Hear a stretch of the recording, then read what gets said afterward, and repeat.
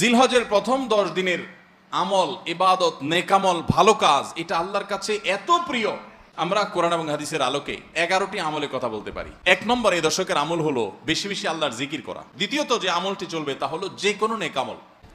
3 নম্বর, সকল গুনাহ থেকে অন্য সময়ের চাইতে এই সময়টাতে বেঁচে থাকার জন্য বেশি সচেষ্ট থাকা। 4 নম্বর আমল হলো যাদেরকে আল্লাহ তাআলা সামর্থ্য দিয়েছেন তারা হজ করবেন।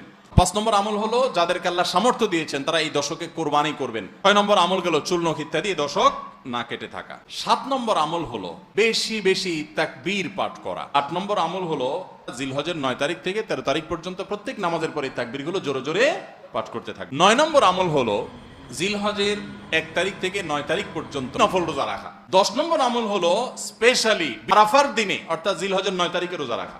আমল গেল জিলহজের 9 তারিখের রোজা। 11 নম্বর আমল হলো ঈদুল আজহার সমস্ত সুন্নাতগুলো আমল করা।